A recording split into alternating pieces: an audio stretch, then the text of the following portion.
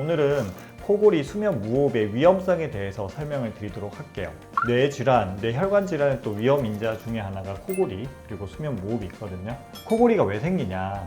코골이는 기도가 좁아져서 생기는 병입니다. 그렇게 좁아져 있는 분들의 많은 수가 호흡량이 줄어드는 저호흡 증상을 겪고 그 중에 일부는 무호흡이 생기게 됩니다. 안녕하세요. 여러분의 뇌 건강 가이드 신경과 전문의 박재현입니다. 오늘은 수면 질환과 관련된 것에 대해서 설명을 드리도록 할게요. 제가 신경과 의사다 보니까 각종 수면 질환에 대해서 검사하고 치료하는 진료를 하고 있습니다.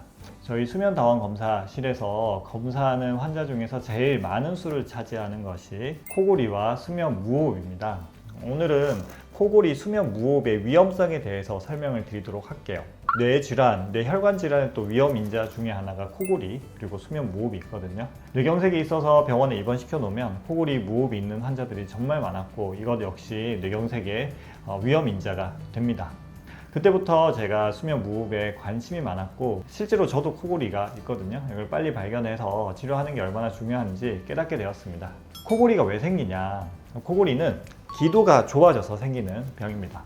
그림에서 보시면 우리가 잘 때 중력에 의해서 혀가 뒤로 처지게 되잖아요. 처지게 되면 기도가 좁아지게 됩니다. 우리가 피리를 불 때 생각해 보면 좁은 곳을 공기가 통과하면 공기에 떨림이 생기면서 소리가 나잖아요. 마찬가지로 기도가 좁아지면 좁은 곳을 공기가 통과하면서 목젖을 흔들게 되고 그것이 코골이의 원인이 됩니다. 즉 코골이가 있다는 것은 이미 기도가 어느 정도 좁아져 있다는 것을 의미를 하고 그렇게 좁아져 있는 분들의 많은 수가 호흡량이 줄어드는 저호흡 증상을 겪고 그 중에 일부는 무호흡이 생기게 됩니다. 단순히 코골이가 있는 분들, 특히 젊은 분들은 크게 위험하지가 않아요. 근데 나이가 30살 넘어가고 40살 넘어가면 이 코골이가 수면 중 저호흡이나 무호흡을 또 같이 유발을 하는 경우가 많이 있거든요. 이럴 때 여러 가지 문제가 생기니까 오늘 설명을 드릴게요. 첫 번째로 생각해 볼 수 있는 거는 산소 공급 저하예요. 잘 때 편하게 숨을 쉬어야 되는데 기도가 좁아지니까 혹은 막히니까 우리 몸에 폐, 심장, 그리고 혈관, 뇌 등의 산소 공급이 잘 안 됩니다. 그러면서 여러 가지 장기의 손상을 유발하는데 이게 하루 이틀이 아니라 10년, 20년 반복이 매일 밤마다 몇 시간씩 반복이 되기 때문에 그 누적 효과로 인해서 위험해지는 거죠. 두 번째로는 우리 뇌가 잠을 잘 못 잡니다. 호흡이 이렇게 줄어들게 되면 우리 뇌가 깊은 잠에 빠져들어야 되는데 깊은 잠에 빠져들면 빠져들수록 몸에 힘이 빠지니까 저호흡이나 무호흡이 심해질 거 아니에요? 그러니까 깊은 잠을 잘 못 자요. 밤에 우리가 잠을 자면서 여러 가지 뇌 기능을 회복해야 되는데 뇌 기능을 회복하지 못하니까 나타나는 여러 가지 문제들이 생기게 되는 것입니다.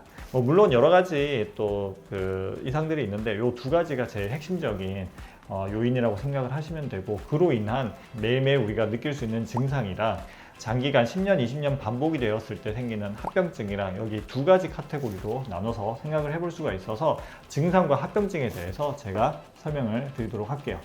첫 번째로 이제 그림을 보시면 코골이뿐만 아니라 낮에 졸리거나 아침에 머리가 아프거나 입이 마르거나 자다가 숨이 막히거나 또 집중력이랑 기억력이 떨어질 수 있고요. 남성들 같은 경우는 성기능이 떨어질 수 있습니다. 가슴이 아픈 흉통을 느끼거나 자다가 자주 깨고 식은땀 현상이 자주 생기고 자다가 자주 깨기 때문에 꿈을 많이 꾸기도 합니다. 이런 것들이 자다가 숨이 막히면서 혹은 숨이 막힘으로 인해서 깊은 잠을 못 자면서 생길 수 있는 우리가 가질 수 있는 여러 가지 증상이죠. 실제로 낮에 졸림이 심해서 운전하다가 사고를 2번, 3번 내고 병원에 오시는 분들도 있습니다. 그런 분들은 이제 치료를 하게 되면 낮에 주간 운전하면서 생기는 졸림이 확 없어지죠. 이런 문제들이 있기 때문에 혹시나 코골이가 있으면서 제가 앞서 말씀드린 여러 증상들 낮에 졸리거나 두통이 있거나 입이 마르거나 등등의 증상이 있으면 꼭 검사를 하셔야 됩니다.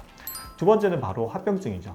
혈압이 140, 150, 160이 된다고 해서 당장에 무슨 증상이 있을까요? 그렇지 않습니다. 혈압이 그 정도에서는 절대 특별한 증상이 생기진 않아요. 근데 우리가 고혈압이 있으면 약을 먹잖아요. 그것도 하루 이틀 먹는 게 아니라 10년, 20년, 30년 거의 평생 약을 먹게 됩니다. 그렇게 되는 거는 바로 합병증 때문에 그렇죠. 혈압이 높은 상태로 10년, 20년 되게 되면 여러 가지 심장이나 뇌 합병증이 생길 수 있는 걸 우리가 알고 있기 때문에 약을 먹게 되는 거죠. 코골이랑 수면 무호흡도 마찬가지예요. 이것도 고혈압처럼 하루 이틀이 아니라 10년, 20년 우리가 잘 때마다 겪는 증상, 겪는 현상이기 때문에 나중에 합병증이 생길 수 있습니다. 합병증이 어떤 거 있는지 설명을 드릴게요. 첫 번째로는 뇌 쪽으로 뇌졸중이나 치매를 일으킬 수 있고요. 두 번째로는 심장입니다. 심부전, 부정맥, 협심증, 심근경색, 급성 심장마비 같은 각종 심장 질환을 또 유발할 수 있는 요인이 되고요. 세 번째로는 고혈압이나 당뇨, 고지혈증, 비만 같은 각종 대사질환의 요인이 되기도 합니다. 살이 찌니까 코골이 무호흡이 잘 생기는데 코골이 무호흡 때문에 또 더 살이 찔 수가 있는 거죠. 네 번째로는 눈 쪽으로 녹내장의 위험을 많이 올리고요. 다섯 번째로 낮에 졸림이 심하기 때문에 교통사고의 위험이 올라갑니다. 실제 데이터를 좀 보여드릴게요. 여기 그림에 보시면 한 10,000명 정도 수면 무호흡 환자를 연구를 해봤어요. 네, 그래프를 보면 그래프가 이제 지나가면서 무호흡이 있는 분들은 그래프가 더 밑으로 내려갔잖아요. 밑으로 내려간다는 것은 뭐냐 그러면 실제로 사망한 사람들이 더 많다는 뜻입니다. 무호흡이 20회 이상 있거나 산소 수치가 잘 때 78% 이하 떨어지는 일이 있는 분들을 이제 10년, 20년 추적 관찰한 데이터거든요. 그런 분들이 이제 10년, 15년 지나면 실제 사망률이 많이 증가가 된다는 거죠. 생각해보면 당연합니다. 아까 말씀드렸다시피 밤마다 산소가 부족해지는 현상이 매일 밤마다 반복이 되는 겁니다. 여기 제가 수면 무호흡 검사한 환자 데이터를 보여드릴게요. 여기 빨간색으로 이렇게 수치가 내려가는 거 있잖아요.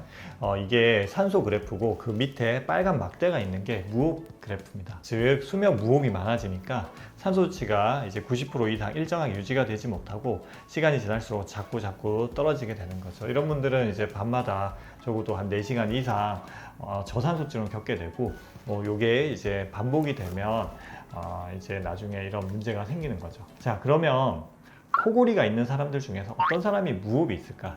실제로 코골이, 코만 골고 내가 무호흡이 없다고 생각하시는 분들도 검사를 해보면 저호흡이나 무호흡이 나오는 경우가 정말 많습니다. 정말 많으니까 제가 자가 진단하는 간단한 방법을 알려드리도록 할게요. 여기 그림에 보시면 요 4가지 항목이 있습니다. 코골이, 낮에 피곤한 거 혹은 주간 과다 졸림, 세 번째로 자다가 무호흡이 관찰되는 거, 네 번째로 고혈압. 요 4가지 항목 중에서 2가지 이상이 있다. 예를 들어서 내가 코골이가 있으면서 낮에 피곤하다 혹은 코골이가 있으면서 고혈압이 있다, 이런 분들은 수면 무호흡이 있을 가능성이 매우 높습니다. 수면 다원 검사 가능한 병원을 방문해서 꼭 진찰을 받고 수면 검사를 받아보시는 게 향후에 생길지도 모르는 각종 질환들을 예방하는데 큰 도움이 됩니다.